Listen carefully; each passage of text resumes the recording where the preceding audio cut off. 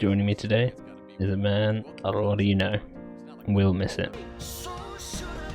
He's got 7 golden gnomes between him and his team. They've created insane things. The Thrones of Gielinor film, a 2-hour extravaganza. Lots of 20-minute little short stories and videos. Stuff players say videos, rap battles, music videos. The list sort of goes on forever. What we chat about today is not just his content creation, that is a big bit of it, but also his experiences working with Jagex, his favourite moments inside Runescape over all the years he's been playing, how his team gets together, how the sort of pre-production process of the content works, and a whole lot of other topics. So join me as I head into the mind of willmissit. I guess. I tried. Welcome, Mr. Missit. Thank you so much for having me. No, thank you for coming on. I love your studio. It's very nice here. We've got lots of stuff we're going to go through. I'm ready for it. And as always, we're going to start right back at the very start. How did you start playing RuneScape? Back in the good old days. I started out, I think, in December 2004. And like the only backing I have of that is that I remember the 2004 Christmas event, but not the 2004 Halloween event. So I think it's somewhere in there, but I can't remember entirely. But I remember why I started, right? Because to me, it's kind of like a nice little story. Because I obviously, I used to go to a ground school during my days. And we had like 3 computers in the very back of the school that all the kids wanted to play on. Yep. And during that time, we had a Norwegian equivalent of what Miniclip used to be, where also RuneScape was the #1 game. So of course, everyone will play it, right? And you know, it was a bit of a race. I'm a very competitive player, so I like to race my friends. I'm never really the winner in any of these races, but I enjoy kind of just being a part of it. And everyone would go for like the highest combat level, because that was like the thing back then. The combat level, like high scores didn't matter, levels in general didn't matter. Combat level, that decided whether or not you were the best in the game in this class. So I would just kind of train as good as I could for a very long time. And when everyone else started kind of quitting, I kind of just kept playing because I still wanted to be the best one. And it's got to that point now where it's been 16 years and I haven't left the game still.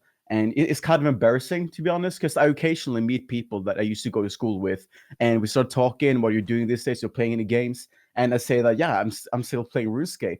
And they're like, it's not like a children's game. And I'm like, it's not a children's game.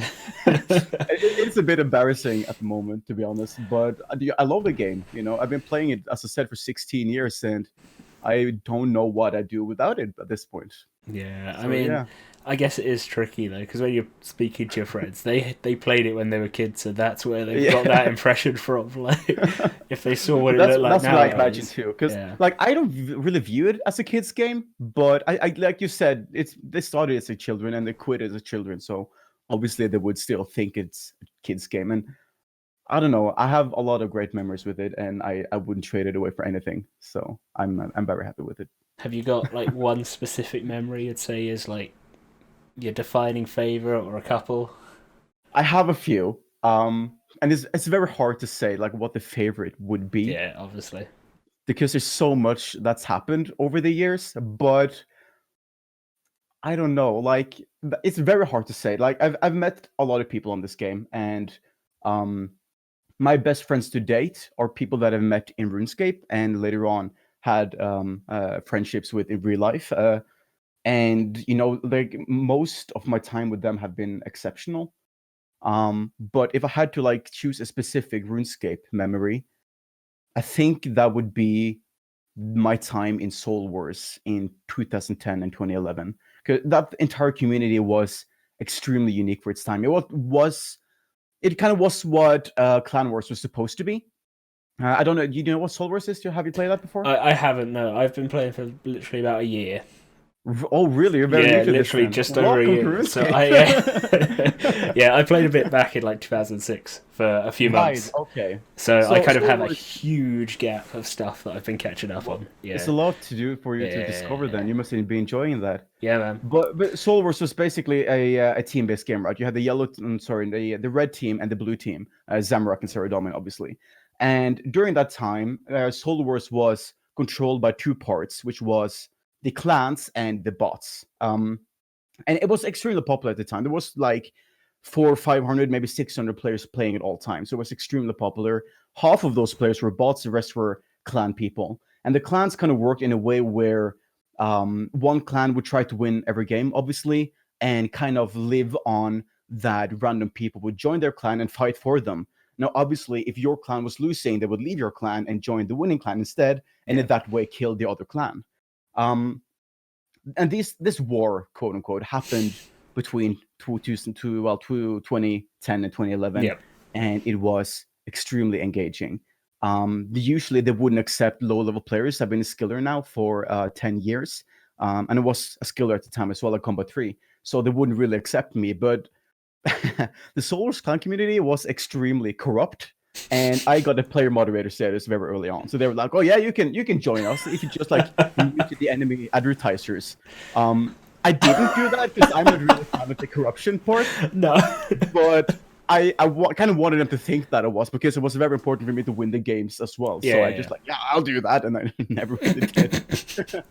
But the really cool thing, though, which is kind of the memory that I want to bring up here, is that each of these clans would have a general rank, which I was at the time, that would do something that was called to call. And when you call something, you basically tell the clan to go to a specific place in order to raid the other team. It would be like go to the graveyard, go to the obelisk, or to the red portal, or whatever it would be. And I just remember this one day where I was allowed to do the calling, which wasn't very often in my situation. And I just remember, keep in mind, these clans were full, right? They had 100 people in them at all times. Most of them level 138 or close to 138. And it's just something really cool, in my opinion, about the little Combat 3 saying, everyone go to the graveyard. And you just see me in front with a massive army behind me running through the graveyard, killing everyone. So cool. I loved every minute of that. The unfortunate part, though, is that it was a bit of a double-edged sword in that sense, because once one clan, eventually after a year's time, would win that war, Soul Wars died out, because everyone would join one side expecting to win the game, and no one would join the other side because no one wanted to lose. So the minigame died out, unfortunately, because of that. But that year was by far something that I wish that everyone in RuneScape would experience. Yeah. But unfortunately, they didn't. But it's by far the best time I've had in this game. So bit of a long answer, but yeah, no, that's good. Like, you know, it shows even like 9-10 years on, the memories you had of it still stick so well. It's so good. It's kind of where like I don't know if you know how like war veterans ever sometimes meet, or people who's been in the military and they can just talk about the military forever. It's kind of like that with Soul Wars people as well. When you occasionally meet someone who was there during that, like the first Soul Wars war, there's all these different things you remember these days. Exactly, we start like reminiscing, and it's just everyone remembers everything. And we talk about like what clan they used to be a part of, like what they did and the best parts of it. I don't know. It's such a good time, and I'm so sad that it's over. It's very unfortunate. So what was your first 99? Do you remember roughly when it was? It was on the 1st of September 2009. And I remember that specifically because my nephew had his birthday that day, and I had to delay my 99 to go to his birthday. And it was fletching at the time on my old account, which I had been working on for a very long time. At the time, you could only train fletching by crafting bows and arrows and whatever, which I guess you still can. But the best in game at the time was longbows, I think, which I did until 99, which was like 200k XP an hour, which was very fast at the time, which is why I got it. But also still extremely slow. And for me, who was still quite young at the time, that was a pretty big achievement to get my first 99. And that was around the time Skill Caves was released, I think.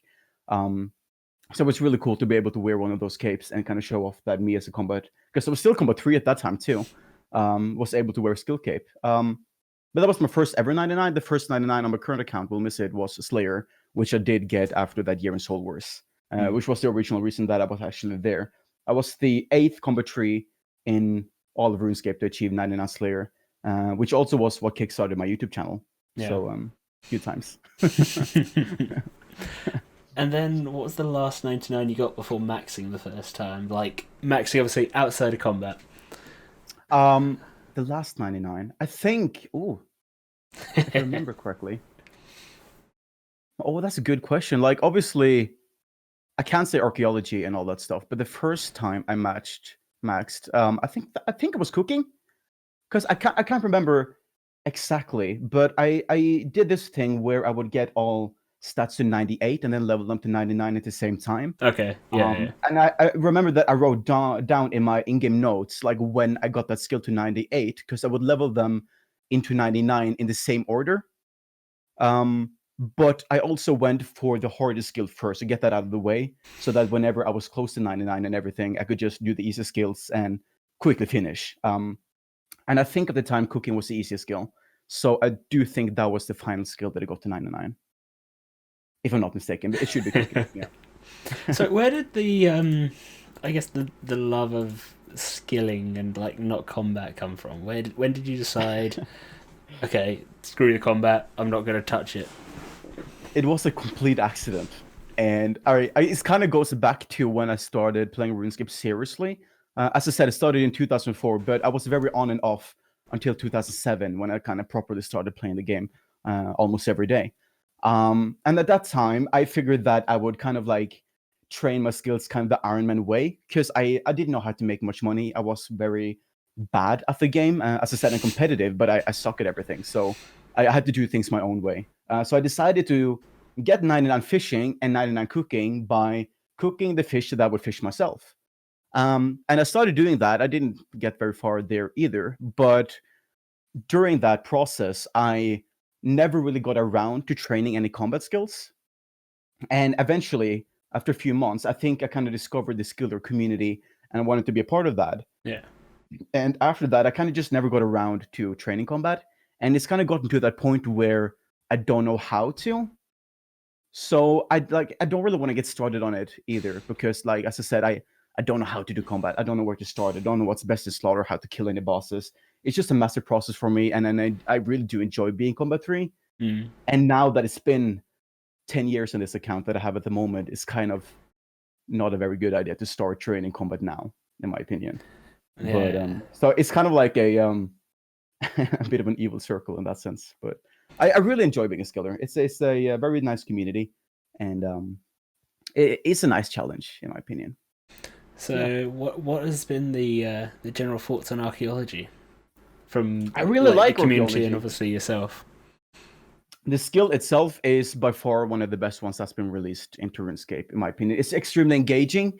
I was very worried on the initial release that it would be either extremely fast to train, like OP XP methods, because that's been a kind of a bad. Sounds like that's what happened with Invention. Yeah, it really is, right? And it's been happening with all other skills as well over the years, where they have released new training methods, and it's all been extreme XP gains for every single update. Like, especially, I think thieving kind of like sticks out in that, because it went from 300k XP an hour to 600k XP AFK, which was extreme in my opinion. And I was very worried that archaeology would kind of follow that path as well, but it really didn't. And the Invention and Divination had that problem as well, where it was a huge level gap. You know, you would get to a certain level and it would be nothing for 10, 20 levels. And then even if you did get those levels, the rewards would not be very good. And archaeology kind of doesn't do any of that. It kind of has a full filled out, like every single level that you get from level 1 to 120. There's always something new. You kind of go back to the previous locations that you've been to train there as well. So you kind of feel that level of progression, as well as you don't feel like anything you have been visiting is a waste of development time, because you keep coming back to it to train more. So the skill itself is extremely good, it's well thought out, and it's extremely entertaining, in my opinion, with the lore and the puzzles and everything that you can do within it. The social aspect as well is really nice. The only criticism I have, and a lot of people do disagree with me on this, which I kind of get to a point, but I feel the rewards are a bit weak. And I say that because it's a few relics that you get, right? And sure, they're very good relics. You get ancient invention, ancient summoning as well, but all of that is not really worth covering up with the skill, in my opinion. I feel like a skill should be something that adds a big aspect to the game that is well justified. And I feel like archaeology is an example of where they came up with the skill first rather than the rewards, rather than that they had some ideas for a cool reward and they figured that you should level up to it. But I don't know. Like, obviously, I don't know how the development process went, but I don't know. I feel the rewards could be better. I don't have any ideas for what it could be. I think that's a big problem with new skills in RuneScape 2, that they don't really... There's not really any good skill ideas at the moment that add something completely new to the game. And as good as archaeology is, it's not really needed as a skill, in my opinion. But I don't know. The concept is good, and I enjoy it. So all points to Jagex for it. They did a good job with it. Yeah, it'll be interesting to see when they release the Anachronia dig site as well. I'm really excited for that as well. Yeah. There are some gaps in the levels at the moment, so I think there's like a lot of space for filling that up. But I'm very excited to see like the rewards for that as well, the relics they're going to add, and see how that develops. So, questing, is that your kind of thing? Are you a big lore man, would you say, or? I enjoy the lore, and I think that RuneScape has by far the best questing experience in any MMO. Purely because of the engaging levels to it. You have like Quest in World of Warcraft and whatever, which, if I'm not entirely wrong, is just Slayer, basically. You get like a number of things to kill, and that's about it. Whereas RuneScape has basically everything in it. You know, they have the lore aspect, they have puzzles in it, you have new areas that you discover, NPCs that you kind of form a bond to. It's very engaging and extremely diverse, which I think is really, really nice. I feel, however, that they're going into a bit of a bad path there as well, where like you have the Marvel movies, right? This is going to be okay. All right. Okay. Like you have the Marvel movies where every single movie is the same thing, right? You have the hero that's going to save the world from aliens or some kind of super mega mind, whatever, and they almost die, and then they get saved by a new hero, and that's about the entire Marvel movie on repeat every single time. And RuneScape quests are kind of getting into the same loop where you have the hero and they're saving the world from some kind of super villain, elder god, something. And I'm so tired of that. I really miss like the small mini quests of like a murder mystery, or that you just kind of helping a little dude in Falador to do his little tasks and whatever. And they don't really do those quests all too much anymore, which is very unfortunate because they're very enjoyable. My favorite quest is by far the needle skips. No, sorry, not needle skips. That's good as well. That's my second favorite, I think. But the one piercing note with the Sithrid Abbey. Yeah, I love that quest. Yeah, it's such a nice quest. It's really good, and it was the very first one that was voice acted as well, which just made the quest so much more immersive, because you would, rather than just reading everything, you would kind of just be like brought into the quest, and you would listen to like genuine concern in their voices when you hear that their sisters died in some kind of scary monster kind of thing. I don't know. I really miss more quests like that, because it's such a... There as well, like you have a small abbey on the side that you as a player can by accident discover and then help them out, and you get a little reward from it. It's so cool, and it's not anything world defining. Like if you don't do the quest, the world's not gonna end, you know. It's quite nice. Like it's self-contained as well. In the quest, you literally don't really leave that abbey area, which does make a change, because a lot of them you are kind of going all over the place. Obviously, one small favor is, it's a parody. It's beautiful. It's a bit of a mess, that one. They were talking about one small favor too, I believe, another small favor, but I don't know what happened to that one. See, at first when I did it, because I've done it now, I'm like 300 quest points, so I've done most of them. Right. And at first I was like, oh no, what is this? But then when you realise that it's just designed as a parody, and you get into it, it's It's a great quest, that one too. And I don't know, I really want more quests like those kind of type of quests. The Like it was helping. cool with the Elder Gods and the start, but now after like the 50th quest where you're gonna kill some kind of a god or whatever, it gets a bit tiring in the long run, in my opinion. Just So more small yeah, stories helping the citizens of Gielinor. yeah, exactly. Yeah. I would really like that. So, what would you say your favorite NPC is, leading on from that? I think it's going to be a bit weird as well, because I really like to use the NPCs that I find interesting in my videos. And I do that because I involve a story around them and I create some kind of comedy concept where that NPC is the main character. Um, and the one that I enjoy the most is the Wise Old Man. And it's a bit of a generic answer, I think, because he's so unique in itself, right? Yeah. But he is a very fascinating character purely because of how full of story that he is. You know, he's got this love story with his wife. He's got the bank robber story. He's got these amazing magical powers. I think he is by far one of the most underrated characters in one way. That, or maybe underrated is the wrong word, but he should have more attention, in my opinion. Underused, I suppose. Underused, Yeah. yeah. He's got a few quests for himself, like a swan song or love story or whatever those quests are called. So he do have some kind of attention there, I guess, but I still think there's a lot to that character that could be discovered, or used at least, that would fit for a very nice, isolated, small villager quest, for instance. Yeah. But I don't know, they've not really continued on that path, which I think is very unfortunate. But I also like Hans a lot in Lumbridge, the very first NPC in RuneScape, because he's seen some things, I think. And I think that as well could be very interesting to like get some give him some kind of introduction to RuneScape, because right now he doesn't really have a voice, in my opinion. Like he wanders around Lumbridge, he hangs around veteran capes, and he's scared of everything. But that's like all we know, right? So I think that he could be an interesting character to Some look more Hans into as well. flashback quest or something. To be honest, yeah, that would be a cool story. Like, why is he scared of everything? You know, I think that could be genuinely interesting. But maybe one day we'll see. And then, would you say you've got a favorite skill in the game to train? That's a bit difficult. It used to be Slayer, and then it used to be Hunter. I really enjoyed past tense, the very click intensive skills. Purely because I kind of had the idea before that I wanted to play the game. You know, I didn't want to just click something and wait around a bit. But that's changed over the years as I get more things to do off the game. I enjoy just clicking around and get the XP that I need to actually progress in the game a little bit. But I still want the feeling that I'm working for something. So I'm not going to say that archaeology is my favorite skill, even though I really do enjoy that at the moment. But I feel it's a bit cliche to say that purely because it's new.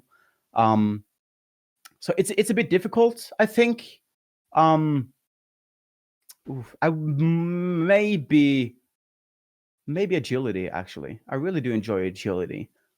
Purely because of I don't know, it's got some skill to it because you can click in specific ways to get through the course faster, which means that if you're good at it, you can get XP faster. I think the big issue is that it's still kind of slow, even with the new Anachronia release. But I don't know, there's just something weird to that skill that I really enjoy, even though it's extremely slow. I quite like the Anachronia course. Like last summer when they were doing their Anachronia weeks, I did quite a few laps of that because I was like, oh well, there's like a reward to it as well, not just the XP. There's the codexes and stuff like that. Yeah. So. And it's a bit adventurous as well because you like you feel like you're actually discovering new things there as well. Like obviously after 100th time, it's not that cool anymore, but still, like it's something about that where you actually have to turn your camera a little bit and you have to look around and there's a new environment as you go around. I enjoy that a lot. It's a very good course. So if we go back quite a few years, where did the username come from? Now I know you've covered this in a video, so I don't know if you want to do a slightly more condensed version. I can do that. It's very awkward, right? But I've been a skiller since 2007 now, which is a lot of years. And in 2010, the skiller I had at that point, which was almost 3 years old at the time, accidentally gained combat levels due to the dungeoneering skill. It was very new at the time in April of 2010, and I didn't really know what the various things did. So I clicked one of the puzzles that gave magic XP, and I gained a magic level, and my accounts were quote unquote ruined. Yeah. At the time, I was still kind of young, so I took that quite hard, to be honest. Like 3 years when you're still in your teens is a long time. And it still is a long time, to be honest. And that was very hard for me at the time. So I was genuinely upset about that event, you know. So I figured that I had to switch account, make a new skill, start fresh, do the things that I wanted to do, which was when I made willmissit. And I tried a lot of different names at first, names or words that I thought sounded cool, because it was very important for me to get a username that people couldn't really make fun of in a way. Kind of a bad choice what I went for with that in mind, but it's but I ended up with willmissit to kind of respect that old account, like that I would miss that one. Yeah. You know, it's a bit of a embarrassing story because it is very cliche or cheesy, maybe is the right word. But I don't know, it meant a lot to me at the time. You know, over the years, people have thought a lot of things about that name. I remember when Old School was released or EOC was released. A lot of people would be like, "Oh, you're gonna miss the old RuneScape. Nice name." I'm like, "No, that's not about it." Or my YouTube name, which is RSWillMissIt. You know, people thought that means RuneScape will miss it, so they're like, "What's RuneScape gonna miss?" And no, that's not how it works. So yeah, it's been defined a lot over the years by different people. But yeah, it's in memory from my old account. So yeah. So obviously, 6 months or so ago, you sort of left RS3 in terms of content creation. Yeah. It's what was the reasoning, I guess? Because obviously you'd sort of been with it's a bit of a weird thing, right? Because I enjoyed making content for both the games, and I do that because of the style of content that I do. It's a very comedic kind of content, and I think that both games, because of the way that the communities treat each other, that it's easy to make fun of both games in each other's perspective. So I would kind of switch back and forth between making both old school and RuneScape 3 content for that very purpose. But in sometime last year, RuneScape had an update where the free cam that I used to make videos was it wasn't destroyed, but it was no longer possible to use it because of an update that they made where everything in front of the camera would be invisible, which means that when I would film a character in front of the camera, the character would not be visible, which means that there was no way for me to make the content that I usually do. So I had to make a decision, right? Either not make more content for a while or start making old school content. So I opted to make old school content instead because I can continue what I love to do, and I kind of just have to go with the fact that I make videos for myself. It's my hobby, and as much as obviously I appreciate what people say about the videos and that they actually watch it, I can't really follow that all too much when it gets to what the viewers want. So I decided for myself that I'm going to make also content, even though the RuneScape 3 viewer base wasn't too appreciative of that at the time. I did get a lot of support when I had to make that decision, but not everyone liked it too much. I did lose quite a bit of subscribers actually. But you know, it's what happens. I'm trying not to get too bothered by it. But obviously now they fixed it now, so I can technically go back to RuneScape 3, which I'm kind of planning to do as well. But for now, I still have some content that I have filmed in old school that I'm going to be putting out over the next weeks. All so right. Yeah, that's my plan for that. So, what would you say over the years your favorite burn you've done of either game? Oh, that's difficult. Oh, you can't ask me that question. That's a hard one. Okay. There's one that I was really happy with that I decided not to put in the main video, but rather after the credits because I didn't want too many people to see it. And it's a joke where we had this wildlife character. I think it was in a lore video that we did. I think it was stuff Lorehound say. I'm not too sure. I think that was it.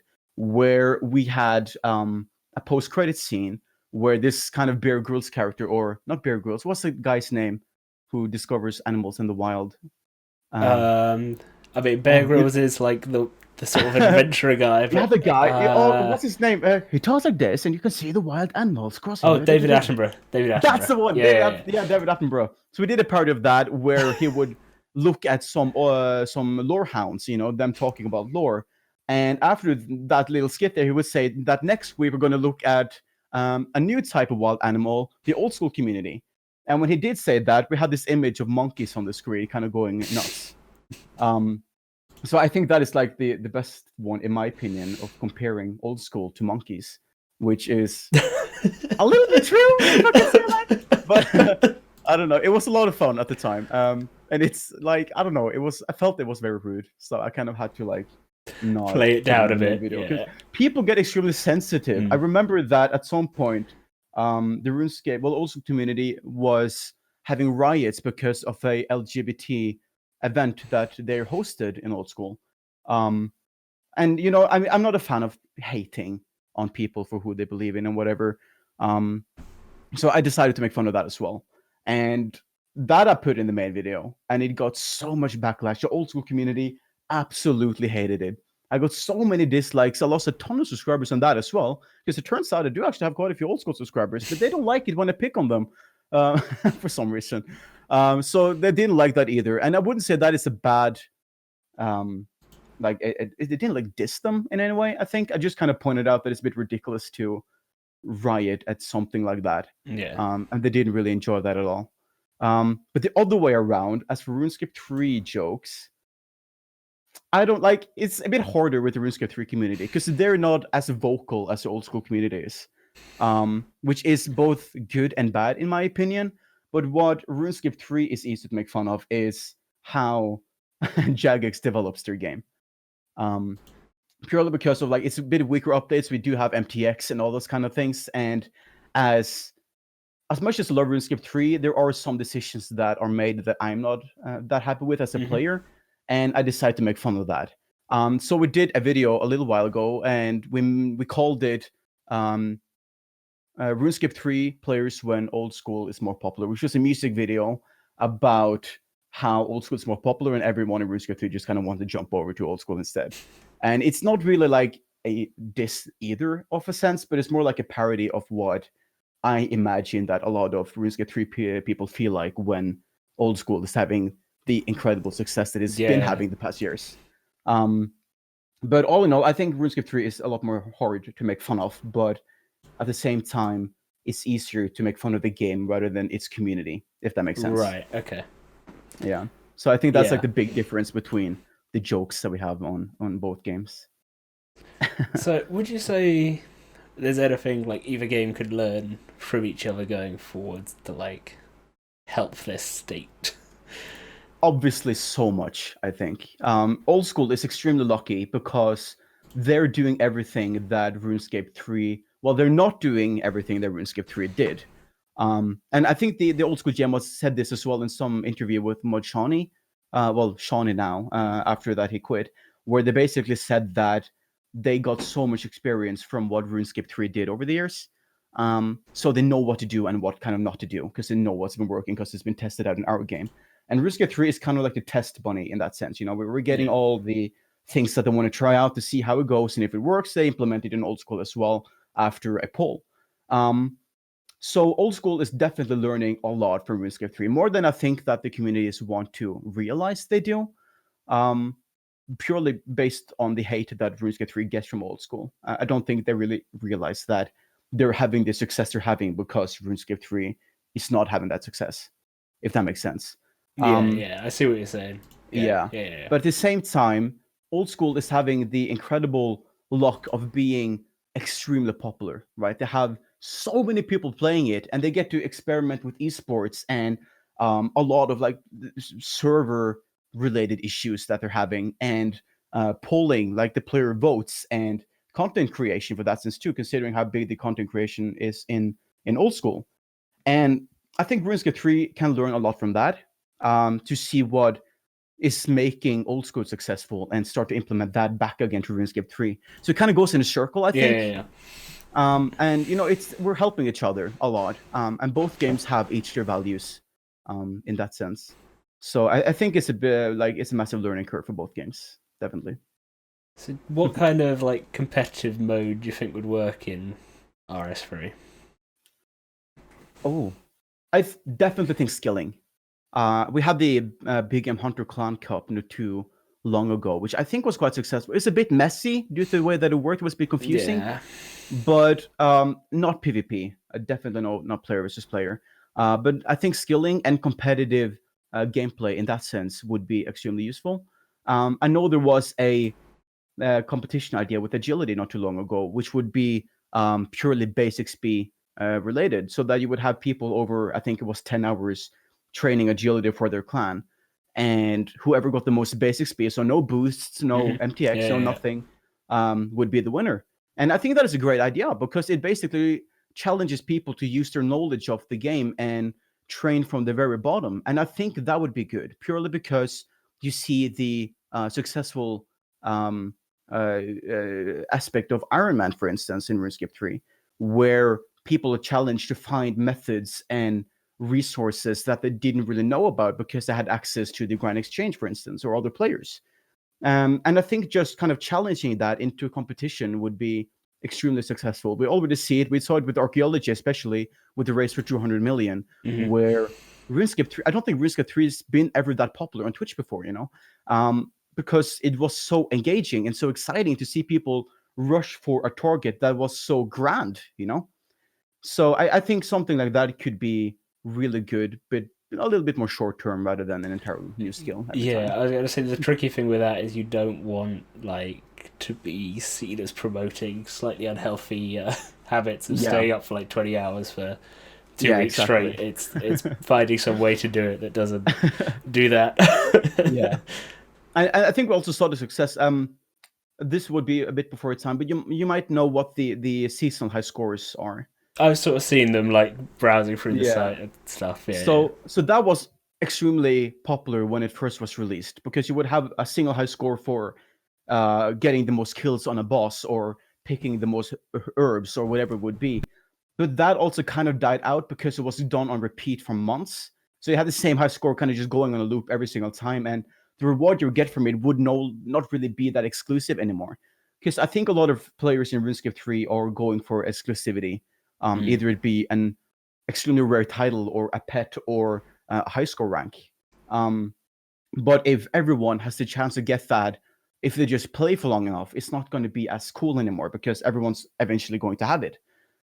So I think that if they did kind of see some high scores, but limited to one specific thing and then never hosted it again, I think that would be extremely popular. Yeah, very unique, very limited, and yeah, exactly. I think so, at least. You kind of saw it as well with they had this Game Blast competition. Well, not a competition, a charity where you could donate money, and one of the rewards you could donate to was your own exclusive title, where you could name it anything that you wanted for the highest price. And that is what I think the winning, like the one who paid the most was around like £2,000, which is an extreme amount of money for something so small. And imagine if that was a competition instead where everyone would have a chance at it. I think people will go absolutely crazy. So I definitely think that most competitions relating to skill would do extremely well if the rewards were suiting for that kind of competition. Yeah, there has to be some reason for people to do it. Yeah, I think so. Because it seems a lot of the RS3 player base are very efficiency minded. So it's extremely efficiency minded. So like obviously it's finding a way to encapsulate that doesn't take away yeah, definitely from sort of it, but gives a reward for it. But I don't really know why it's taking so long either. I know they've like added a J mod specifically for esports. Yeah, mod rogue. And they've said mod rogue, and they said that they're going to do like RuneScape 3 related competitions too, but it's not happened yet, and I don't know why that's taking so long. Maybe it's the lack of support for the game. I don't really know. But whatever it is, I hope it's going to be around soon. I reckon part of it's archaeology was probably such a big thing that they were building towards. Yeah, that could be. Yeah, because obviously there was like some Razor sponsorship stuff for the launch of archaeology. So I think she was working towards that. So maybe it's like get that out of the way. That could honestly be. Yeah, they did really enjoy the archaeology race at Jagex too. You saw it on Twitter when they posted like the first person to do whatever, or on the RuneScape website whenever they had their weekly update. They also posted whoever had their first 99 or 120 or 200 mil. So yeah, the interest is definitely there, but it's just about actually doing something, I guess. So yeah. So what's been your experience at Runefest over the years? How many have you managed to make it to? 14, 15, 16. So that's 6, I think. Yeah, 6. Yeah. Wow, that's been that many. Jeez. Okay. I've been to 6 Runefest, every single one from 2013 to now, except 2017. And Runefest is absolutely fantastic. It's such a cool concept to be able to meet your friends in real life. Obviously, it's been done for years by other games as well. But I don't like, as I said, the friends that I have made in RuneScape are also my best friends in real life at this point. I've been to the houses, I've met their parents. We have been hanging around for weeks at their place. It's but the one occasion that I get to meet them, that I know I'm going to meet them at, is always been Runefest. And we all just meet up like as a big friends group, and we hang around at the same hotel. We go to the event together. We go to dinner parties together. We do all of these things together, and it's so cool to be able to meet the people that you've talked to for years in a game in real life and socialize and get to know each other in a much better way. I don't know. It's really, really cool. I'm looking forward to it every year, and I am so bummed out that it's canceled this year. There could not be any worse news this year than that, in my opinion, because I'm looking forward to it every single year, and it's so much fun to meet everyone. And just like traveling over there and feel like you're part of something, like it's hard to explain, I think, but when you're playing the game for so long and you go to an event and meet people who's equally as excited about the game as you are, you kind of go from being that one guy who plays RuneScape to a place where everyone loves the same thing. Yeah, whoever you're going to speak to in that place will relate to you in some way. Yeah. Everything we could turn around and say like, so what's your fletching level? And they will know exactly what you're on about. It's really, really cool. And I try to remember it in different ways every year. Last year, I did like a signing of a poster kind of thing. So I basically had this big poster, and I told everyone to sign it. Random people just walked by. Sign your name anywhere, and I'll put it on my wall at home. I have it behind my computer at the moment. It's very cool. And I don't know, it looks nice on the wall, I think. It's just a little memory. Like I'm thinking that I'm still gonna have that poster in like 10, 20 years, and look back at it more like that was fun. A good time. So yeah, Runefest is by far a great event. Would you say you've got one favorite memory from any of them in particular? There is one memory from, I think it was 2013 or 2014, one of them. I can't exactly remember. Yeah, where it wasn't even really at Runefest. It was right after Runefest, because this is going to sound weird, okay? But my friends group have kind of decided over the years that the best part of the entire Runefest weekend, I guess, is what happens after the initial Runefest. And I'm saying that purely because that, you know how it gets when it's late. People get kind of in that like chill mood, and they're kind of relaxed. And it's been a whole day where we just spent the day together, and we know each other well. And we just meet up in the hotel lobby after the event. We drink our drinks, we eat on some kind of snack, and just chat for hours on end, far until over the night. And I don't know, it's just so intimate in a way. And you really feel like you are going to keep these friends forever, when you have moments like that. And I don't know, it's just really something nice about that. And we've done that every single year. We met up in the same hotel lobby and just sat around and chatted. A massive amount of people, to be honest. We're like 15 or 20 people in total usually. And we just sit there and chat for hours after Runefest. And I love it every single year. It's by far the best memories that I have every single year is from that exact moment. So I would say that, I think. Is that a bit of a cop-out? Like not say Runefest? No, I mean, because I went to last year's one, and I've got like similar memory of like that sort of end of the night, sort of just chill out mode. I mean, half of them had kebabs, but yeah, exactly. It's something about it. It's really weird, to be honest, but I don't know. It's really nice, and it's something about that as well. Like when you're in the hotel and you can like see who's been at Runefest, either because of like merchandise or cosplay or whatever. and it's just like you make eye contact and you kind of know what's going on. And you had Yeah. this like random people in the hotel who's there for not Runefest, and they're like, "What's going on? Why is there so many weird nerds sitting around here? What's Why are there so I many don't know. cracker hats on everyone's head? Yeah, What's yeah, exactly. Whose birthday is it? I really enjoy it. It's a great event every year. And then have you got a favorite experience with JMod at all? Not at Runefest. I think there are two memories that I have with JMods that really separates, in my opinion. The first one was with Machani in 2015. We made, I think we're going to talk about this later based on our question list, but we made a movie in 2015, and we had this animated intro that lasted for a few minutes, made in Blender by an extremely talented animator. However, at the time, that animator did not have the ability or the powerful enough of computer to render the animation. So we brainstormed, figuring out like what should we do. And at the time, we were good friends with Machani because this was around the time that he switched to RuneScape from being a manager for Ace of Spades, which was one of Jagex's other games. And he said, I'll render it for you. I don't mind. And we're like, okay, sure. So we sent that entire file to Shawnee, and I kid you not, his computer was not that good either. So he let it stay on for nearly a week straight, rendering that intro. And I remember him complaining about it all the time because he said it was so hot in his house because computer fan kept going like full on for a week. And it's so crazy that I even wanted to do it. Looking back at it now, I would never do that for my friends. And just that he like volunteered to do that for us is by far one of the coolest things that any JMod has ever done for me.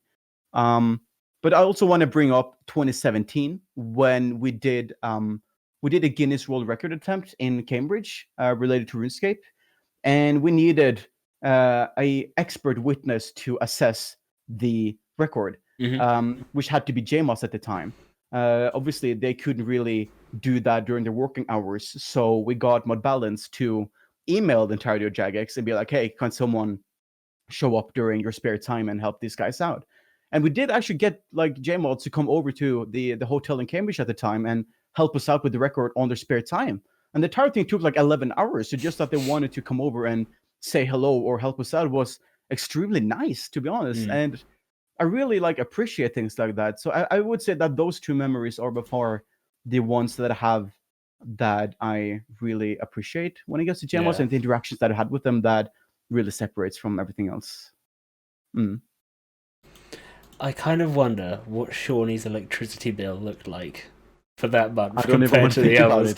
I didn't ever talk about that. Actually, that's a good question. I've never thought about that. If it's going at full power, he couldn't have done anything else on his PC either. Like that. Oh, gee, that's actually a good. I never thought about that. Oh wow, that would be expensive. Oh, let's not bring that up. That's bad. Quickly, let's move on. So obviously, that's wow. You have quite a shiny shelf there behind you. Oh yeah, you see, don't you? Oh yeah. So how many is it now you've got? On the shelf there are 5, but I have 7 in total. That's a wild number as well, in my opinion. There's been no other content creator that's won that many gold gnomes before, and I can't tell if it's because that we are good at what we're doing or it's because it's so unique what we're doing. I'm just saying that because I'm gonna be a bit mean in a way, if you'll allow me. Go ahead. No, all good. RuneScape content it's very good what it is at the moment, because it's a lot of people who make really good content, but most of it is quite identical in a way. Like you get people who make like a PVM kind of thing or a 1 to 99 guide, but it's all the same in my opinion. Like a 199 guide is going to be the same as someone else's, just made by a different person. And all games kind of suffer from that, I think, in that sense, where well, at least MMOs and competitive games like RuneScape, where you can make a lot of content, but it's hard to stand out. It's hard to be unique. It's hard to do something that no one else has done before. And that's a lot easier with the kind of content that we create, purely because of that it's original stuff. We write around things and we make something that's not actually been done before. And I think it's easier for Jagex to award content like that. That is unique and that it separates from everything else. Yeah, it stands out from the crowd a bit, doesn't it? Yeah, it does, and I think that is a big factor as to why we've been lucky enough to win as many gnomes as we have. I wouldn't say necessarily that is the only reason, but I don't know. I think it has something to do with it. I also think it's a big factor that RuneScape 3 does not have as many content creators that, let's say, Old School does. So I think that it's a lot harder to win gnomes in Old School than what it would be on RuneScape 3. Yeah, it does feel though like now obviously I've been doing these interviews for 6 months. I keep discovering like more and more people, and I don't know if it's more and more people are just starting up, because it does feel like that. Like 2 or 3 of my interviewees I think have started in that time period where I've been going. Well, that's really good news then. Yeah, like they are sort of series creators at the moment, but it's quite cool stuff. Like we've got a Desert Locked Iron Man. Yeah, exactly, and we're getting into the better kind of things.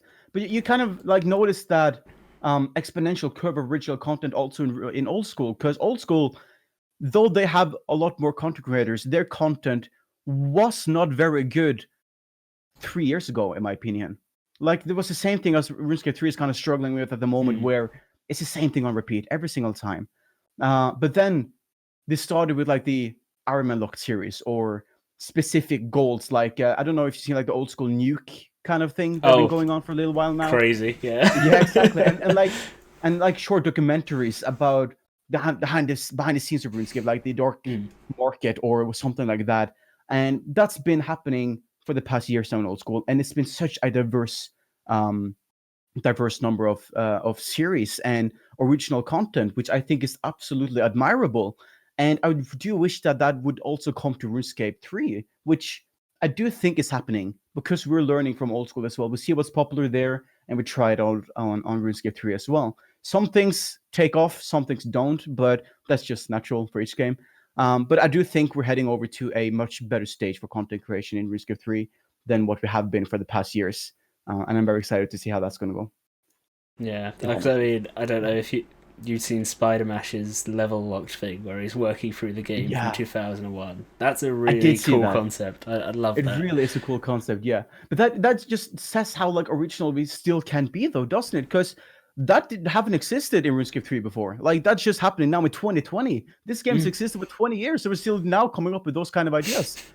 So I think it's a lot of room for like new things to happen in RuneScape 3 as well. And I don't know, I'm really excited to see what's going to happen. And I really do hope that more people are going to be creating content for RuneScape 3. And as you said, like if new people are starting up, I think that's a good sign that something good is about to happen. We went on a bit of a tangent, but if I bring it back to the Golden Gnome, what was the experience with like getting the first one?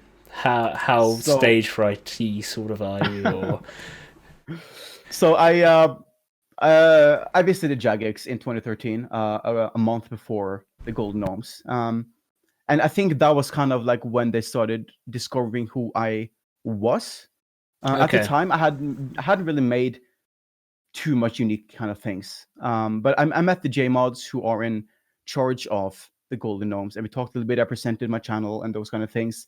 And it took a week or two after that, and I got an email saying that they wanted to award me the Golden Gnome for the best YouTube channel, which at the time was absolutely incredible.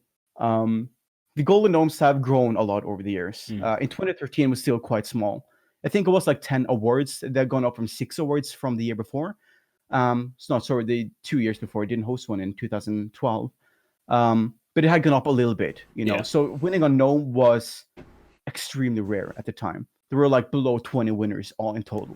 So getting the award for the best channel at the time was absolutely extreme. And being that guy sitting there knowing something like that's going to happen to little me, who's still a very small I had like 13K subscribers at the time, which wasn't very much at the time, to be honest. And I don't know, it was just something extremely unique about it. And honestly, I don't remember winning. I blacked out a little bit. I went on stage. I've seen a video of it where I went on stage. I had my awkward acceptance speech and I went back down. But I don't remember any of that. I just remember that I just said my name, and the next I know, I'm still in my chair with the gnome in my hand. And that's happened every single year. I don't remember a single time I've been on stage. And it's a bit awkward at this point. I've been on stage 6 times now, and I think to myself every time, that I'm that lucky or get nominated at all that if I win, I need to know what I'm doing this time. I need to go up there, pretend to be confident, and say something that would show appreciation towards my team, because that's something that I want to say. Like, and I notice a lot that people in my comment section or that I meet in game don't really realize how many people are actually working on the content that we make. There are there's several writers. It's not just me who writes these kind of videos. I have people that I throw ideas around with who helps me write the jokes, who reviews the scripts before I even send them out to the voice actors, which is a new bracket in its own, where we have usually 5 to 6 voice actors in each video on average, including body actors in game who does like actions for several hours, which, like one video that lasts 3 or 4 minutes could take 3 or 4 hours to film in game. So it's a massive process, and it's a lot of people working every single video. And I don't think people really realize that when they watch your videos and they see that me, who's kind of the face of it, is getting an award for it. So I've been trying every time I go on stage to kind of thank the team a lot. And it's very important for me to do that. And I want to do that kind of now here as well. Yeah, of course. Where I'm trying to kind of like show appreciation towards the team, to tell them that I really do appreciate what they're doing for me. And obviously, in game, you get a golden gnome pet at the moment, and I've had my first one in game ever since I got that, the best YouTube channel one. But ever since I got that and have one more after, I've been giving them away to the team members in game. So you're going to see people in game with golden gnomes that I've won, but that I've decided to give to them instead. It's also why there's missing 2 gnomes on the shelves, because I've given them away to people who have done tremendous amount of work on the videos together with me, who I think deserves all the most respect for that and their attention. Just as much as I'm getting, because I am just the face of it. I'm not the one who's sitting there alone doing everything. And I think it's been crazy at this point. As I mentioned earlier, we did make a movie in 2015 where just on that project alone, we had 150 individual names in the credits. And that's just one video. Of course, it's a long video, but we did some, I think it was last year, where we decided to go through the videos and kind of collect a massive credit list. And we counted just under 300 different people, individual people who's been working on the videos over the years, which is absolutely insane in my opinion. Yeah, it's crazy. It's like an entire world's population, right? It feels like it sometimes. And I don't know, like in my opinion, that is 300 people who also are golden gnome winners in my opinion. Yeah. Because I wouldn't have won any gnome without them. The channel wouldn't have been the way it is without them. And I owe them absolutely everything when it gets to my RuneScape career. So yeah, like that's a fun journey in itself, and I think that's a big part as well as to why we're lucky enough to win the gnomes that we do. Which kind of gets into the second part why I think we're lucky enough to win as much as we do, because we put a lot of effort into the projects that we do. We just like the videos that we do are planned for months. Like every single upload has been written usually 2 or 3 months before it's actually been made. And that's purely because that we get the idea and we write it down and we send it through so many people, and we give the voice actors time to actually do the voice lines. We record it in game. We do retakes whenever something doesn't fit, and editing it takes a while as well. So usually that's been a very long time between each upload from its original idea was made. So it's a long process, and I think Jagex realizes that when they're choosing the winner as well. They see the effort that we're putting into it, and they award based on effort and originality, where we score high, I think. Well, yeah, I mean, the production quality of your videos, I guess, compared to a lot of the other creators is, like, kind of another level, really. It is very different categories as well, which I think is also kind of important to remember. Yeah. It's a lot different to make a guide compared to, like, a comedy skit. And that's like you do start to notice that other content creators are getting a lot more attention now as well, which I think is really good. Like I used to win the best RS video maker for like 2 or 3 years, but that's now not happening anymore, which I think is good, because that means that Jagex are seeing value in other content creators as well. And they're seeing that some people who upload more often or engage better with their viewers is also getting that recognition that they deserve, because that's something that I don't do very well. Like I don't upload very often, or I'm very bad at engaging with my viewers as I want to, but it's not always that easy with my kind of content. Yeah, like you said earlier, you stir people up a little bit sometimes. So we do that, and we had some backlash for that as well. I know Jagex didn't want me. I don't know if I can say this. I'm going to say it still. I know that Jagex didn't want me at Runefest last year, for instance, because of some of the content that we made that has been extremely controversial. But I'm very open with them about it. You know, I tell them just like how it is that I'm not being disrespectful to them in a way where I'm trying to offend someone, because we never try to offend anyone. We're purely a satire / parody channel, and it's been that way for years. And I used to win golden gnomes with content that literally made fun of people for being the way they are. Not anything like bad, but like no. We won a gold gnome in 2014 for the Stuff Players Say series, which is literally a parody of making fun of individual communities for stuff that stereotypes them, and that is making fun of the community.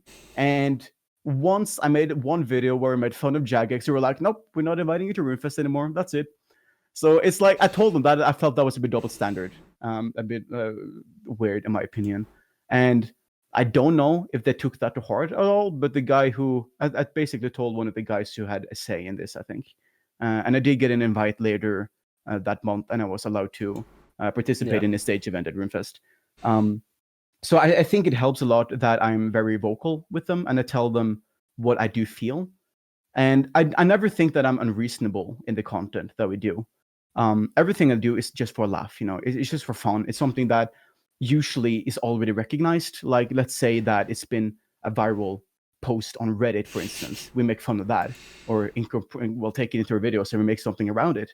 And I do get that it's not the best advertisement for the game always, but I think it's reasonable to kind of view it as hating on Jagex or hating on specific people. Yeah, it's comedy. Like you can't take it seriously. Like you can't, no. And I've told them as well. Like, I've been around this game for a very long time, right? I know a lot of people through my content creation. I've been a player moderator for 10 years now, and I've seen a lot of different things during the times I've been at Jagex. And I told them this as well whenever we had this discussion about the content that I make, that if I wanted to harm Jagex, I could do that. I know a lot of secrets about that community that would not be well for them to release. But I'm not doing that because I'm not after harming the game at all. I'm not after harming Jagex. I love this game a lot. So I don't know. That's kind of the dark side of the video stuff, I guess. But I'm not going to stop what I'm doing. I told them that as well. Like, I don't really. I'm gonna enjoy myself anyway, whatever they're deciding to do. And obviously, I do appreciate the support I'm getting from Jagex. They've been very nice to me over the years. So I'm not saying that this is something that happens a lot. It has happened, obviously, but like, they've been very nice to me over the years. As I said, they helped us out with the world record attempt in 2017. They've been extremely accommodative when it gets to visits and events they've been hosting and giving enough attention to content creators. So I definitely think they're doing a great job. But of course, it's not always as perfect as you'd wish it was. But it just happens, doesn't it? It happens sometimes. Yeah. So let's go to the film. How did the idea first come about? What was the spark? Thrones of Gielinor. It's the longest RuneScape video in existence at the moment. 2 hours long. I think the idea kind of started to arise when there was an old school movie, I think, that was released in either 2013 or 2014. I think it was 2013, actually. That was called The Addendum. And it was like an hour long, about kind of like a The Purge / Hunger Games kind of thing. Okay, yeah. In old school. And it went viral. It was so many people who saw that. I think it was like close to 1 million views. And we were like, that's a cool concept, like a RuneScape movie. That's cool. And my friends decided to make a movie. These are like the friends that I usually write my videos with. They started talking about doing a parody on Game of Thrones, because that was getting very popular at the time. Yeah. And I initially was very against the idea, because, like, as I said, filming a 2-3 minute video takes 3 to 4 hours. What's an hour movie gonna take? I was like, that's not happening. I'm not doing that. But my team is very they do what they want to do, so they just started writing it. I kind of just assumed that I would do it, and it got to a point where they had made an initial story and had an idea of what a movie was going to be. When I was like, fine, I'll do it. That's fine. And it was a really cool project. My friend CS1, he wrote the entire movie.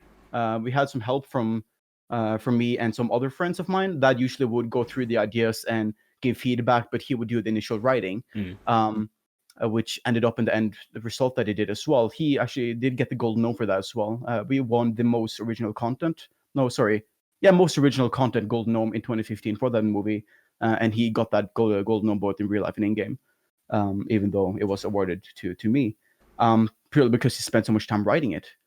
The entire process of the movie took 3 months. It was a summer project at the time, because I didn't have a job at the time, so I was just staying at home during the summers. So I just decided that sure, may as well do something useful. Yeah, right? do it. So we made a movie. But writing it took about a month. Writing it took 2 or 3 weeks, I think it did, and then filming took a month, where it was 12-hour days of filming every single day. We had a lot of issues getting enough people because some of the scenes required a lot of people. We also required a lot of voice actors. So we had to reach out to people who watched our videos from before. We made a video saying, hey, we need voice actors, so we need actors, get in touch if you want help. And we did get a lot of viewers as well to contact us and say that they wanted to be a part of the movie, which was a really cool concept as well, because it was a nice way for me to incorporate people who enjoy the content to be part of the content. And editing it took another month, where 2 weeks was just texting. You know how like when you're talking RuneScape, you have this like yellow text over your head. And we add everything of that in post, right? So the movie script was, I think it was 118 pages, just over 2 hours long, and every piece of text on those 118 pages had to be movement tracked and texted in the video as well. That took 2 weeks when we were 3 people working on it all day long. It was a big project, so dry and boring to edit that, but it was a lot of fun. And we talked to Jagex about it, because we had some help from Jagex here as well, which is one of those parts where they were really nice to us and helped us out as well. So a lot of credit to them for that, because we had a scene in mind where Virago would be in the shot, for instance. So we got help from a JMod who went in game and spawned as Virago and kind of went around as we wanted to, and things like that. And as I said, Muchani rendered the entire animated intro for us. So we had a lot of help in Jagex, and they offered to stream it live from Jagex HQ. So we went over to Jagex on the 21st of August. We had the premiere on the 22nd, but we came a day early. And I had to stay up all night long because the movie was not done. We still had to render it out. It was a massive project to just render it. So we had the premiere at, I think it was 11 or 12, and we had to go back to the hotel in the middle of visiting Jagex to actually get the movie because it was still the rendering at the time. So it was a bit stressful because I was kind of worried that it wouldn't actually be done. Yeah, you just get back and it's like crashed at 80% or something like. But it could, right? That was the risk that we took. We were like, we'll figure it out. Let's hope that it works. And we were very lucky. And we sent it out and got a lot of love, and it was a brilliant project. And we told ourselves that we would never do it again, but we're actually working on another movie now, which is not going to be released for a couple years, I think. Because as I said, like we did a Guinness World Record in 2017, and we kind of had got blood on what do you say? We got a taste of blood at the time. Yeah. So we figured out let's do another. So we found out that the longest machinima or the video kind that we make, a game related comedy video, the world record for that at the moment is 3 hours, and we had a movie that was 2 hours. We figured, okay, what does it take to beat that? So we're writing a video now that's going to last a little bit over 5 hours long, called The Saga of a Side Character, which is going to be not only the longest RuneScape video, it's going to be the longest machinima video in the world, which we're hoping to finish sometime in either late 2021 or early 2022. So that's the next project that we're doing.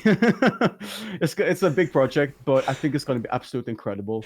We have learned so much from the Thrones of Gielinor film, so we think this is going to be 5 hours of actual good entertainment. I think people are going to literally enjoy sitting through these 5 hours of RuneScape content. 2.5 times longer, no biggie. That's fine. No problem, not at all. So I'm very excited for that. So do you like?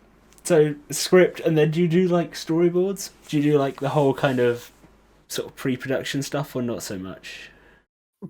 It depends on the project. I think like some of the larger ones, we have some sort of idea of what we want to do, but it kind of depends on the requirements for it. Usually, the video I'm making at the moment, stuff quitters say, is not really kind of like that, because we kind of just write it out. We have some ideas in mind, and we just go out and film it, because it takes like a few hours. I know what I want. We go film. We're done. Now, I usually have some sort of idea of what I want, of course. So we usually go to whatever place I had in mind. We film it, and then we're done. But with longer projects like my video, the Completionist Heist or Thrones of Gielinor, which takes days to film, have more specific pre-production time where we list down the outfits that we need specifically for that. Let's say that I have an actor that can't join us the next day. I need someone else to be wearing the exact same, down to like the skin color. So we usually write all of that down. We have a folder for all of those kind of details. So what characters usually wear. Also, some of the reoccurring characters, because this is kind of weird, right? Because we have what we call the willmissit cinematic universe, right?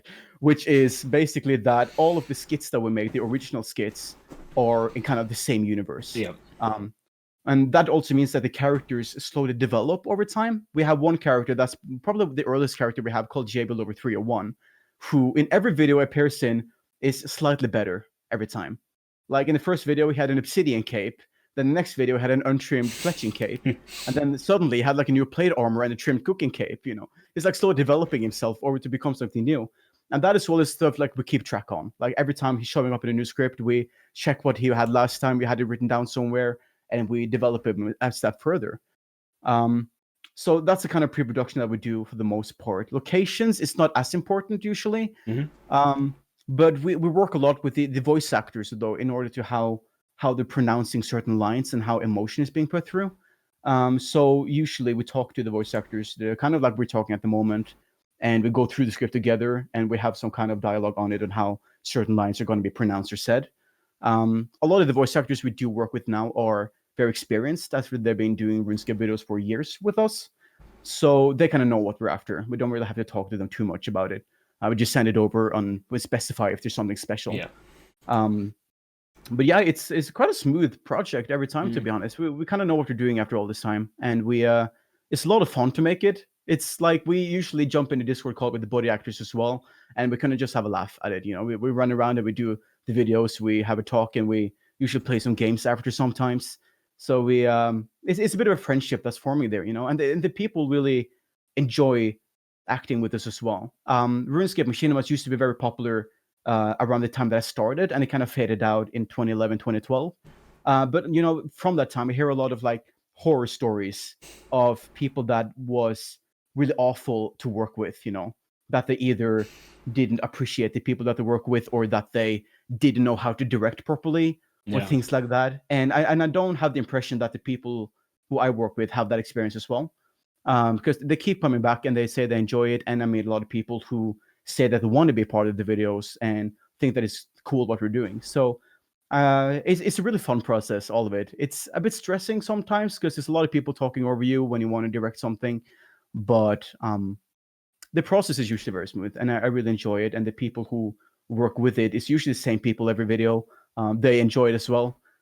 So it's a nice project. And it's literally kind of like you are a director, really, isn't it? It kind of is. Like just like the way you've explained it all there, kind of just made me think of like whenever I've watched like behind the scenes stuff, and you see how like no, obviously it's a slightly different scale, but that's that's the kind of thing that you see the directors doing, is the interacting with all the different parts of the process. Like I don't know if you've ever thought of yourself as like the first RuneScape director. But I never. No, that's an interesting take on it. I guess it's kind of right. I guess. Yeah, that's kind of how it works. But it's I don't know. Like it is just a big hobby. We were just having fun with it. I don't make a lot of money on RuneScape videos at all, and I don't really feel like I need to either. Like that's not really my gain on it. I just do this because it's a lot of fun, and it helps a lot with work stuff. I have I'm starting now soon as a producer in television. Which is a job that I purely got because of the YouTube channel. Because I think it's kind of interesting to see at least for the people that I'm working with in real life, how I'm able to create content from scratch by myself. And so it's been an exceptional learning curve for me. And my gain is not really the money, but rather the experience that I'm getting from it. It's opened so many doors for me. And this as well is something I say in the Gold Gnome speeches, that I would not have been anything without the Runescape videos. And I mean that literally, because that's the reason I'm able to do what I'm doing in real life, and to work with stuff that I legitimately love doing. There's so many transferable skills. And it really is. Like working with actors is such a kind of, I guess, a tricky thing, but it also will come really in handy with like production and stuff. Yeah, definitely. Yeah, without a doubt. So yeah, definitely. Like I would not be anywhere without RuneScape and video making. So what about like the music videos? How do they kind of work? 'Cause they're obviously a slightly different kettle of fish in some regards, because you like to blend the IRL stuff as well. And yeah, so we I always thought that music videos was a very popular choice. Everyone loves music, you know. And I remember the reason we started in the first place was because of the Minecraft music videos back in the days. Like Captain Sparkles would make it or something like that, which was extremely popular because it was songs that you would know, but it was made with a Minecraft text and a Minecraft animation. And I figured I want to do that, but for RuneScape. So we originally made some music videos back in the days that are still kind of cool in my opinion, but they're obviously not the same as we're doing it nowadays. I think the first one we did, if I remember correctly, was a rap about Bob, the guy who sells Axis in Lumbridge, about how he's kind of controlling this like underworld life and selling drugs and being this like a mafia boss and underworld RuneScape, which was a really cool video, to be honest, because we kind of got that idea that we still kind of do, that we want to take an NPC and we want to give the viewers a new image of that NPC, so that when you go in game and you visit it, you will have like a new perception of what that character is doing. We haven't really done that too much with music videos recently. We're kind of taking a new approach to it now, where the music videos are kind of a parody, just like the other videos, but in a song format. Yeah. And we do that for the one reason that we have a joke in mind, but we can't do it in a good way as a normal skit. I think that started, we did some rap battles a while ago, and it kind of started as that, where we had RuneScape 3 versus Old School. Yeah. And we knew that was a video that we wanted to do. We had it written down for quite some time, but we couldn't really come up with any good like jokes for it. So we figured, all right, let's do a rap battle, you know. And we did that, and it was a lot of fun. So we started kind of like moving on that, because I really enjoy making music, like, well, music videos. I don't actually make the music, but just the entire process of creating like a choreography or a really cool setting. But like, I don't know, music gives me shivers, right? And a cool video to it just elevates that a lot. Just and having the cuts on the beat and yeah, all exactly. that sort of thing. It looks really cool. And I just wanted to interpret that in a RuneScape format as well. So we're always, I say we because as I said, like, we're a lot of people working on these kind of things. So we kind of want to elevate the videos to the next level. And we do that every time because we're thinking that once a project is done, the next thing has to be even better. And we were wondering how like we're going to make a video on the Reddit, not the Reddit drama, but on Old School getting popular, for instance, which was one of the first music video with real life aspects came into play. And we had this idea to do Ashes by Celine Dion, because that was the Deadpool theme song at the time. It has been released recently when we started planning that video, which was like a year before the video actually came out, I think. Yeah. Because that is what took a very long time to just realize. But we wanted to, because in that music video with Celine Dion, she's singing on the stage and she has Deadpool dancing around her. And we figured it'd be really funny if we had that same thing, but with the Bob character dancing around the singer. And we figured that how we're going to do that? Well, we can't really do it any better than in real life. So we did that in real life. We had a professional photographer come in who we know personally, and he filmed it for us, and I edited it together, and it was a really cool project. We got a guy in Fiverr to sing it for us. A really good guy, to be honest. Yeah. He was extremely cheap. But he was a talented singer, and he nailed it perfectly. And that was like the first one we did in real life. And then we wanted to do a follow-up to that later.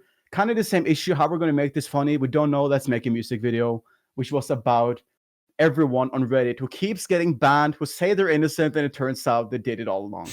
and we wanted to make this like really emotional song about this guy who got banned, was like so upset about it because he didn't do it at all, and how I can't appeal anymore. This game like meant everything to me. I didn't bot. What are you going to do? And then in the end of the video, it turns out that he did actually. Yeah. So it's usually when we make these music videos, we do it in mind that it's going to be better than a normal video. Because kind of like we talked about, it gives you shivers. You can, like I said, with cuts and everything, it creates this immersive thing that people usually really like. And as much as I do this for a hobby, I still want to make content that I think people are going to enjoy, obviously. I don't make videos unless I enjoy it as well, obviously, but if we have 2 videos, we're obviously going to go for the one where we think people's going to like the most, which usually is music-related things. They get stuck in your head. I think that's it, isn't it? I hope so, at least. That's kind of the aim as well. We haven't had as much success with the one we uploaded last, but it doesn't really matter too much. But the first one we did with the real life aspect, with the parody of Celine Dion, we had a lot of people who say that they're listening to this in their cars, or that they have it stuck in their head for like a long period of time. And that, like, I feel like I made it when that happens. Like that's the success that I really want to go for. Yeah, when someone hears the original, they suddenly start hearing your lyrics. Yeah, exactly. So yeah, a lot of fun to make those kind of things. So in terms of using like the in-game, I guess, features for content creation, is there anything you think it's missing that you'd like to see added? There's always like room for improvement. What I am extremely proud of is that most tools in game at the moment were added with our channel in mind. And I know that specifically because they've either told us or because it's been ideas that we have kind of guided Jagex through to develop. I remember specifically the green screen floor in the Playground House, for instance, was made for Thrones of Gielinor, because we visited Jagex around that time. And you had, I think it was like the end for the premiere, actually, when we had the end of the procedure, Jagex updated the grass in the Playground House to be a different texture. And because of the different texture, green screening was no longer possible in the Playground House. So we visited Jagex and we had a chat with my doctor, who is a content developer for Runescape. And we basically told him the issue and was like, I can fix that. That's not a problem. And it took like a month, and then you could walk to the real estate agent with an orb of Oculus and say, hey, I want to change my floor to either green or blue. Yeah. At some point, they also made the Actors Pack in Solomon's General Store, which is basically a pack of emotes that are different gestures, like kind of a talking emote or an angry emote or things like that really just adds more immersive content to videos. The recently added Depths of Field was added because of us. That was something that Shawnee was working on for us, and he tried to get that added because we had been saying for the longest time that we really want that in-game for the videos. And he unfortunately left Jagex before that was added, but someone else luckily picked it up and added it too. What he was working on that have not been added yet is an ability to remove all NPCs in the game. Like about a click of a button that they just kind of go invisible. Because like I remember specifically for Thrones, like this is kind of behind the scenes kind of things that you don't see on video. But for instance, one of the characters in Thrones of Gielinor, they've also made videos about it in afterwards. It has been King Rowold. And when you have a character like King Rowold, you need to have him in a specific place where also the NPC resides, because you want the character to like move and stand the way you want him to. And NPCs obviously don't do that. Yeah. So what we had to do, but what we found out though, is that if you trap him in a corner, he won't move anywhere. However, the big issue is that if he's trapped in one square, he will still teleport out occasionally because the game thinks that he is legitimately trapped and can't move anywhere, so they will reset him. So we figure out that he needs 2 squares to walk on, and he needs to go back and forth a little bit on his own accord. So we needed 3 to 4 people at all times behind the stage to just trap King Rowold in a corner. And that, like, you see like 4 or 5 people on screen, and you don't see the 5 people behind the camera trapping the NPCs that we're trying to film in front of the camera. And that's something we brought up with Jagex as well. And they were like, yeah, we can look into that. And it took a while, but Shawnee eventually developed a tool that would allow us to hide NPCs completely. And we talked about a big back and forth. I have some GIFs of it. Actually, I can send it to you later if you want to show it on screen. But like we hadn't, well, he didn't get to add it in game before he left Jagex, unfortunately. So that's something that I'm missing. I'm also missing the ability to increase the depth of field so that I can have it closer to your character. I was about to say that because I find it a bit jarring where it like is now. It would be lovely to just adapt it. It looks nice, but it's a bit too far. So we talked about that to Mod Nin, who's the NTX guy, and he was going to bring it up to Mod Dark as well, who's the guy who developed depth of field. So hopefully that is going to happen, but it's unlikely that's going to happen anytime soon. Just some kind of slider. Yeah, I think that would be way better. Yeah. I think that would just make it much more immersive and looks a lot better too. I mean, even if that's maybe just in free cam mode.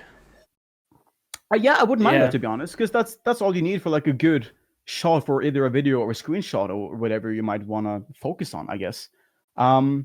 We also talked about the what was I going to say? Sorry, I threw you off there. Oh yes, no, I got it now. As I said, though, the reason I moved to old school content a while ago was because they made this update in the engine where everything in front of the camera would go invisible. And that was also an update that they reversed because of us, because we complained about that and said that we can't make our videos anymore. So they made an update where that option is no longer toggled on in FreeCam. So that's now functional in FreeCam to use your FreeCam as a video tool. But that is also something that wouldn't have happened if we didn't say anything about it. So they've been very nice in that sense, that they have made a lot of effort into helping us create content. And it might be a bit like cocky to say that it's because of us, but there's no one else who uses these tools.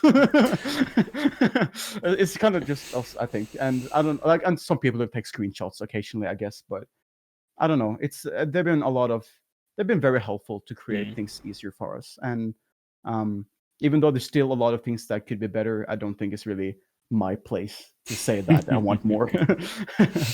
But yeah, I think that's like the best I got on that. Out of your years of videos, which one is your favorite? That is difficult, because usually everything I do with intent that this is the best thing ever. Yeah. But I have some videos in mind. We did this thing a while ago where I think it was last year, where we started running out of ideas and we wanted to figure out like what we enjoyed making so we could make more of that kind of content. So we did something that we just called like a video assessment, where we basically watched our videos and we rated them based on production value and those kind of things, that in our opinion. And also kind of just like a memory lane kind of thing. We've made so much stuff over the years, so we just wanted to take a look back on what we've been doing. Which is a lot of fun, to be honest. It's nice to see the kind of things we did before. But the one video that really separated itself from the others, who I remember vividly making because it was just so cool to make, was Rune Harmony, which was a behind-the-scenes parody of a dating application for RuneScapers, in addition to a new skill called parenting. And that was a video that I made on live stream. That was the intention, that I was going to sit down with nothing in mind and write it together with my viewers. So we did that in 2016. We started a live stream and we got a good handful of people joining in, and we wrote that script together with the viewers, and we come up with a lot of cool ideas, which developed from just the idea of a dating application to something much bigger. And we created not only Rune Harmony, where you could quote unquote meet people that you wanted to, but you could also work together with them to raise a child that you could sell as a kind of, you know how the researchers work with archaeology? Yep. Where you can send them out to do like tasks for you, and you would come back with like rewards, and you could train them up to get specific skills. Let's say that you trained it up to be a farmer, then it would farm for you. And when you have like a level 10 child farming, then you can sell it off to other people, kind of like an adoption thing. So we made the idea of a separate grand exchange. It would be an orphanage where you could sell your kid or buy new ones. And we have this like subtitles, subtones, like dark jokes in it, where you would be able to pickpocket an orphanage or to steal a kid. To be like this like kidnapping kind of thing in there as well. And all of this had to be made look realistic, right? It had to be look like this was actually behind the scenes. So we spent a lot of time, I spent a lot of time on Photoshop, just editing all of this together. I made fake websites, I made fake buttons, fake NPCs. Everything looked legitimately like it was actually in RuneScape. And we got a lot of people there as well saying that I thought this was real up until I saw Will. Because we have, you know how they're like talking in the behind the scenes video that the GM on camera is talking away. And obviously that had to be me at this point as well. So I just sat in front of the camera talking away about something, calling myself something stupid. Because we always make fun of the moderator names as well, like Mod E-Raider, or we made a Pokemon Go at some point where we had Mod, well, all the 3 teams in Pokemon Go except one of them where we called Mod Useless, and no one liked that team. And we just made fun of it. So when that came on screen, everyone kind of knows it's fake, but it's just a parody, so people love it still. But that video is by far my favorite, I think, because of all the effort that was put into it, how cool it still looks today, because it looks completely real, and I'm extremely happy with that. And just how that was something that I wrote together with the viewers. So definitely my favorite. So how do you go around, like, when you come up with an idea and you sort of do you have people in mind that you want to voice act, or do you kind of just sort of put it out there to whoever wants to join? So like, have you ever approached another content creator and been like, do you want to do this, like that sort of thing? I do. Yeah, we do that occasionally. As I mentioned, well, first of all, as I mentioned earlier, we do have like 5 or 6 people that usually voice acts. Yeah. And that's kind of like what's remaining of everyone that's voice act on the videos. As I've said, I've worked with nearly 300 people over the years, and a good portion of that, maybe like 60, 70, maybe 100 of them are voice actors who's either just amateurs who wants to do it for fun, or people who are actually professional voice actors. And out of that bunch, I've kind of like narrowed it down over the years where I now have the best of the bunch. And that's usually the people we go and repeat in the videos every time. And I know what they sound like, and they're all very distinct, so that no voice actor is the same every time. Well, in the way they sound, at least, you can easily tell who's who. And because of that, we have in mind who's going to voice act for specific lines in the video. And we usually, I usually color all the lines in the script and send it over and say, you're doing the red lines, for instance, and they just read it out. Occasionally, of course, we do have guest star roles. I did a video not too long ago called Clans, basically, which is a big parody on the Clan Cup, where every clan is kind of participating. And we had a PVM clan, for instance, where I figured that I wanted the most famous PVMer to be kind of the boss of that. So that was the RS guy that we put in that. And we also had an Iron Man version where I wanted Mikaru. So we in that case, we go specifically to people and ask if they want to help voice acting. We also did it for Thrones of Gielinor. We had it was kind of important to do a bit famous people in the movie to help kind of promote it a bit. So we brought in the Noob Show, if you remember, if you know who that is. Mm-hmm. Yeah. Who was like the biggest video maker back in the day. So he hadn't really made any Runescape content in a very long time at the time. And still hasn't for that case. We kind of messaged him and he wanted to participate. So that was cool. We got a few J-mods to voice act. For instance, in the very opening of the video, there is a monologue by Sir Owen, who is voice acted by Mod Maltier in game. So as a quest voice actor, I guess. So we got actual Mod Maltier to voice him in the movie as well. And we also had Raj Patel for an Alcuridian person, because he had this really extinct kind of Indian character that's doing on his streams. So we feel that'd be kind of cool to bring him as well for like a typical Nigerian scammer kind of role that we brought him in for, which was really a bit racist, but a lot of fun. Very lighthearted. So we do sometimes specifically go for people that we think can be a good cut. And every like role that we do is with a specific person in mind, because we like, I wouldn't, let's say that you need someone intimidating, for instance. We're not going to get someone with a very light voice for that, for instance. So we kind of choose specifically within the pool of voice actors that we have of who's going to be what role. I usually play kind of the noobs, because I have this light voice going up like this all the time. So it's easier for me to kind of use that for like low-level players or people who are supposed to sound a bit stupid. And we also have, I think, both the voice actor called A True Gamer and Glenn Boltois, who are very, by far, I think, the most experienced voice actors. I know Glenn is a professional voice actor, and he helps us purely because he finds the concepts of RuneScape videos entertaining. But he actually does this full time at the moment, so he could take payment for it, but he chooses not to, which is incredible in itself. But they're extremely talented people, and they have really dark voices and a massive range as well. So we usually use those for either main characters or people that need to either sound old or intimidating or in any other way a bit more mature. So that as well is a lot of thought into the voicing of things. But I think it helps with the immersion of what the videos do and how the image that people get when they watch the videos. Because I think it's important, when people watch like a movie, we try to make it as realistic as possible as you would in a RuneScape video, because we want it to be believable when people watch it, and we want them to not break the immersion because of bad voicing or a bad effect or whatever. So we do put a lot of, sorry? Like, stuff like the continuity you were saying earlier, like the outfits and everything like that. Exactly. Yeah.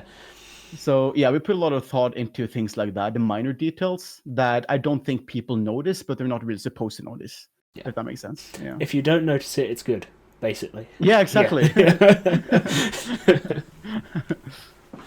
So, I've got a couple more questions. We're nearly at the end. We've been going for quite a while here. We're flying along. Yeah. I talk a lot. I'm sorry. That's all good, man. I enjoy this. It's great. Yeah. How, if someone was starting now on YouTube doing RuneScape videos, you kind of touched on this a bit earlier, but what would you say the most important thing for them to do is? To be original, I think. And that is purely because of what we talked about, that everyone's doing everything. And you want to do something that people will want to watch, and they need to watch you for a specific reason, right? Like, if you're making a guide, for instance, why should they watch yours compared to someone else with either more viewers or more experience or someone they know from before? And the trick to getting around that is just to do something that no one else is doing. My trick to that originally was by getting achievements that people didn't have before. Like I said, I spent a year in Soul Wars and I got 99 Slayer in Combat 3, which was my kickstart to YouTube because no one had seen that before. And it kind of went on to a comedy channel from there. But I definitely think that if someone wants to start up, they need to do something that they know people want to watch and that they can either be doing a new take on, or that's something that they do better. It's a harsh community, to be honest. Like, if you don't do something that's either new or that people will have a reason to watch, you're not going to make it. It's a hard business to be in. But I think it's a lot of room for it, and I think there's still a lot of types of content that people could do either in a new way or in a better way. So yeah, there's a lot of room to be a content creator with RuneScape 3, and I think that people should definitely try it because it's a really cool community once you get into it. I guess you also noticed that you've been around for a year now, and you talk to so many content creators. So I hope you have the image as well, that we're not all terrible people. I hope so, at least. I have a lot of good impressions with the content creators. I really do enjoy who they are and the content that they do. And there are a lot of people who really care for the community. So I think if you're a new content creator, want to get into it, do something original, and then eventually become a part of the community, and you'll grow together as a team in a way. Yeah, so I think that would be the best idea. For me, like, I started this channel partly down to the experiences I had at Runefest last year, because it was like I went knowing a couple of people. Like, I know Wazzy, the streamer, IRL. Yeah. Outside of that, knew no one. How was Runefest for you? Can I ask that? Like, how did you really experience it? like insane. Like, because start of the weekend, I'd met one person that was there. By the end, so many sort of friends. Like, obviously, I'd spoken to a few people online and whatever, but just having sort of the positive experience and everyone being like so open, I guess, made me want to do something to get that sort of aspect out there, because you don't really see that so much sometimes, depending on where you're browsing online. Obviously, Reddit becomes a bit of a up and downy kind of place at the best of times, but sort of you don't really see, I guess, the work that goes behind it, like on behind the scenes, especially obviously for something like yourselves, but also the amount of time that streamers take. Like, they're there 7 hours a day, some of them. I don't know how to do that. I tried to do some live work myself, but I I always freeze up because I don't know like what to do, and I know that I can't take it back if I mess up. So I don't know. Like I'm Norwegian, right? So every time that I speak English, you kind of have to like think about what I'm saying before I actually say it in order to translate it in my mind. So I know that I couldn't really do live for hours on end because as time goes on, I get kind of tired in that sense, and I start like babbling and saying the wrong words and stuff like that. So I can't do live. I want to because it's obviously what's very popular at the moment, but I can't. It's not my thing. So once you've like come up with an idea and you sort of start to do stuff, what would you say the way to grow is? Like, where do you post your stuff? What do you do with it? Like in terms of growing on YouTube? In terms of growing on YouTube, yeah. So I think what's going to be obvious for every content creator, first of all, is that you're not going to get popular instantly. And I think that is kind of the pitfall where most people fall through, where they upload a couple videos and they don't instantly get thousands of views and they get demotivated, thinking, no, you're not going to be popular ever. But everyone's got to kind of keep in mind that no one started off on the top of the mountain either, right? You got to kind of slowly walk up. And that's going to take a long time.